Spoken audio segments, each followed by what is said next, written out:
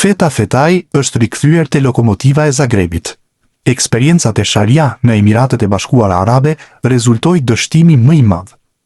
21 vjeçari i kombëtares U21 u largua me kujtimin e 14 paraqitjeve.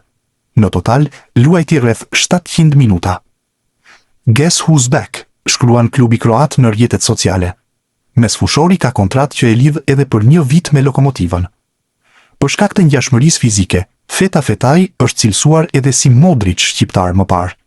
Interesante është nëse nuk do të largohet nga klubi kroat. Pablo Zabaleta ishte ndihmësi i trajnerit Silvinho gjatë periudhës së tij te kombëtarja shqiptare. Së fundmi po punon me projektin e grupit të studimit teknik në FIFA gjatë botërorit. Arsene Wenger është udhëheqësi. I pajisur si trajner me licencën UEFA Pro, Zabaleta e ka shprehur dëshirën që të jetë për herë të parë në krye të një ekipi.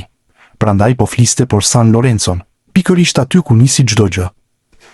Më dhemb momenti që po kalon San Lorenzo. Unë erdha në klub kur isha 12 vjeç. Kalova nëpër të gjitha kategoritë e moshave derisa arrita në ekipin e parë dhe jetoja në hotelin e klubit. E njoh shumë mirë klubin nga brenda. Tani janë zhvilluar zgjedhje dhe është zgjedhur një drejtim për një mandat prej 1 viti e gjysmë. Duhet të menaxhohet mirë që klubi të mund të ecë përpara. San Lorenzo është një klub i rëndësishëm, një nga klubet e mëdha, dhe duhet të jetë në një gjendje shumë më të mirë se ajo në të cilën ndodhet sot. E kam përfunduar kursin e trajnerit, dhe të jem trajner është ajo që më pëlqen. Vin nga një përvojë si ndihmës trajner. Ndoshta në një moment do të më jepet mundësia të drejtoj vetëm një ekip diku. Nuk do të përjashtoja kurrë asgjë, aq më pak San Lorenzon, që është klubi ku e nisa karrierën dhe ku kalova shumë vite, u shpreh Zabaleta. Eksperienca e vetme e tij pas asaj si futbollist është pikërisht e Shqipëria. Craig Bellamy nuk do të jetë trajneri i Burnleyt. Dje u tha se klubi i Premier League të paguante 700.000 euro për shërbimet e trajnerit të Walesit, ndërsa ishte plan firmës. Sot tregohet se kjo pistë përfundimisht ka rënë.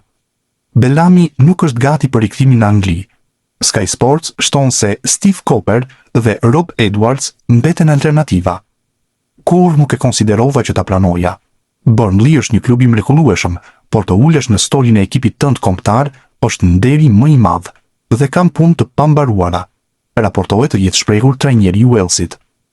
Armando Broja me shok, prej kohësh po presim për trajnerin e ri. Edicioni i ardhshëm në Championship nuk do të jetë as pak i lehtë. Armando Dobra ka bërë hapin e radhës të karrierës së tij, duke firmosur me klubin londinez të Leyton Orient. Ka qenë vetë klubi londinez ai i cili ka publikuar lajmin e transferimit të Dobrës, të cilin e ka blerë nga Chesterfield i kategorisë së 4, në të cilin ish futbollisti i shpresave ka shkëlqyer në vitet e fundit. Sipas vetë klubit, Dobra kishte nënshkruar një marrëveshje 3 vjeçare. Jam shumë i lumtur që nënshkruaj për klubin. Trajneri luajti një rol të madh për mbërritjen time këtu, për shkak të mënyrës se si luan dhe që më përshtatet, ndaj mezi pres të filloj. Jam gati për një hap përpara dhe ky është vendi perfekt për ta bërë këtë. Të punosh shumë është detyrim dhe unë jam një nga ata lojtarë që jep gjithçka për Steman. Jam gati të filloj punën, tha mesfushori ofensiv pas prezantimit. Gabriel Kulla është kthyer në vitet e fundit në një nga emrat më të spikatur në kampionatin Primavera në Itali, duke veshur fanellën e Sassuolos. Në sezonin e fundit, ai u shpall edhe sulmuesi më i mirë i kampionatit të rinjve në Itali. Kjo ka bërë që klubi i Sassuolos të vendosë të blindojë menjëherë talentin shqiptar, i cili aktualisht përfaqëson gjyrat kuqezi me Shqipërinë U19. Palët kanë hedhur firmën mbi një kontratë që e lidh me skuadrën e Series A deri në vitin 2030. US Sassuolo është i lumtur të komunikojë zgjatjen e kontratës së Gabriel Kullës deri më 30 qershor 2016.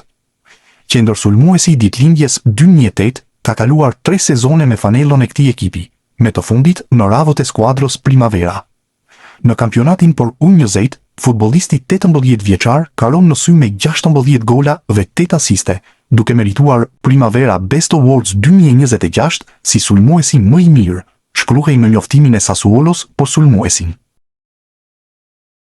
Klubi i Veronës ka bërë lëvizjen e parë të merkatos së verës, duke afruar një mesfushor shqiptar.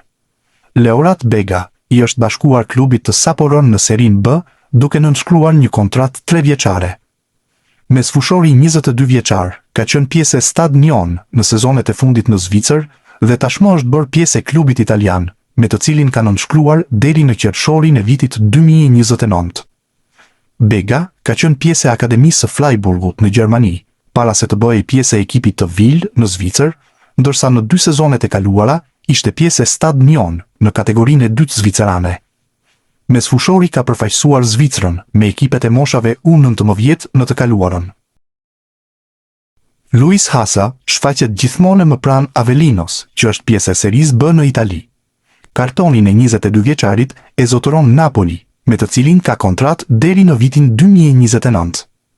Alfredo Pedula është gazetari që zbulon se do të ketë një takim mes përfaqësuesve të Avelinos dhe Napolit.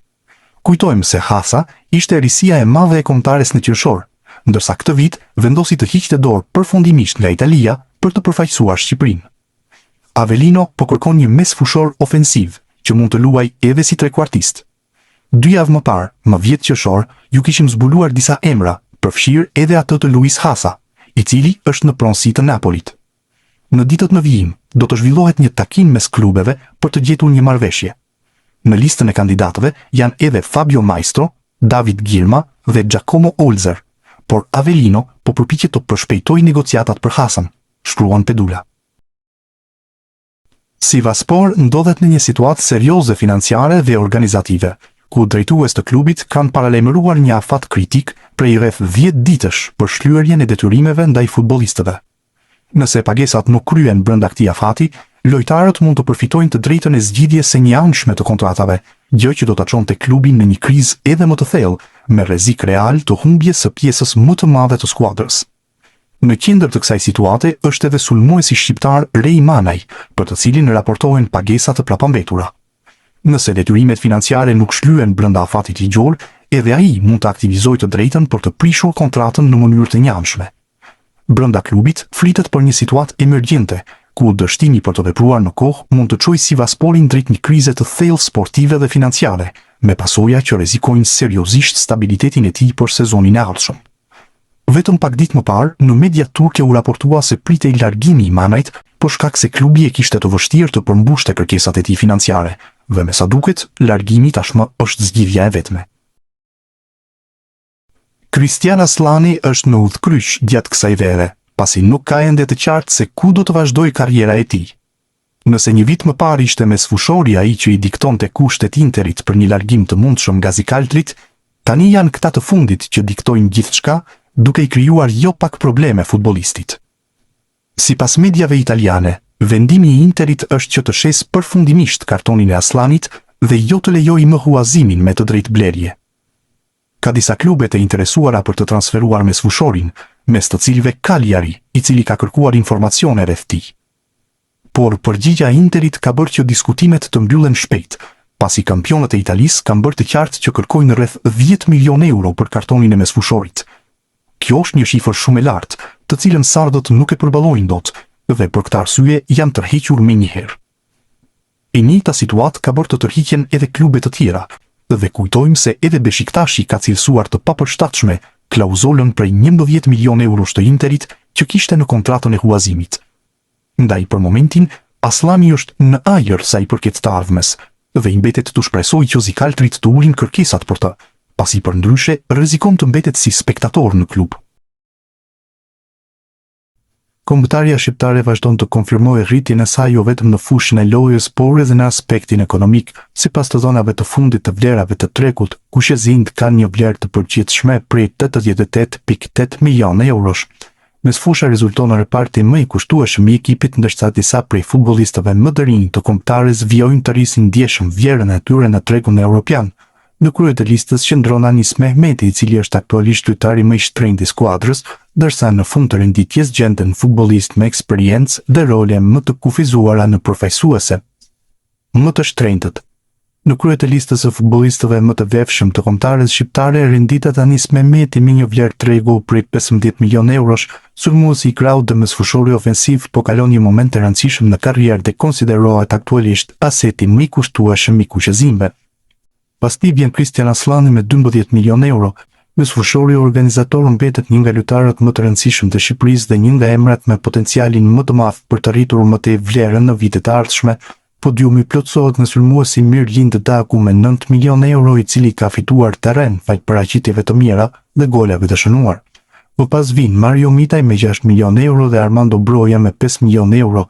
Lista e 10 futbollistëve më të shtrenjtë plotësohet nga Luis Hasa dhe Christian Shpendi me nga 4.5 milionë euro secili, ndërsa Berat Gjimshiti dhe Myrto Uzuni vlerësohen me nga 4 milionë euro, në vendet pasuese renditen Julian Shehu me 3.5 milionë euro.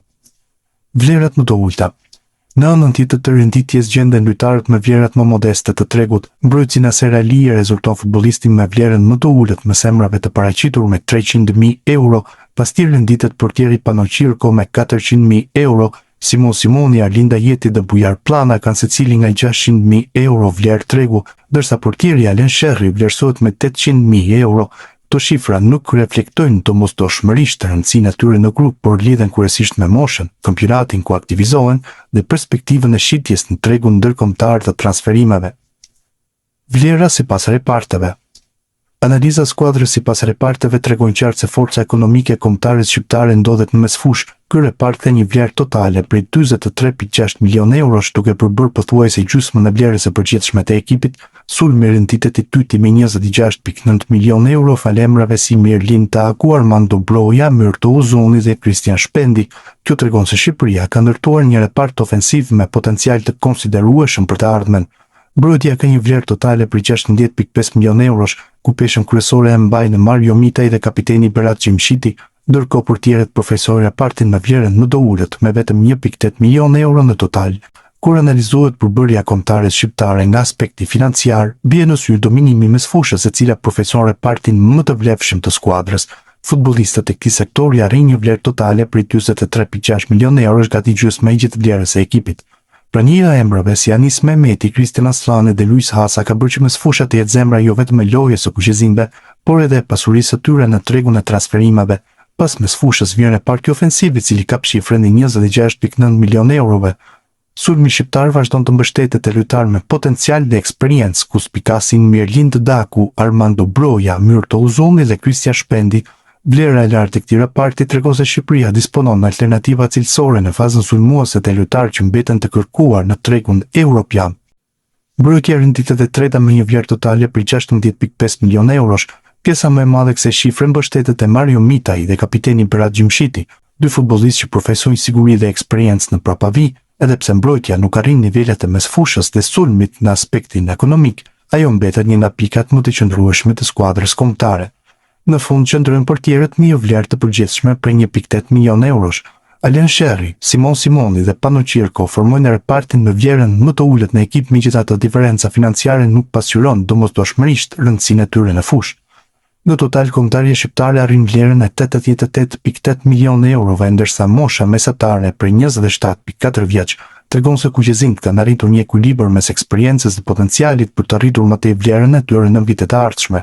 Në ndeshjet e shtatorit me shumë gjasa do të ketë afrime të reja, ku priten lojtarë që mund të debutojnë, dhe shanset janë që vlera kombëtares në treg do ulët për shkak se mund të vinë lojtarë të rinj në moshë dhe që ende nuk janë konfirmuar.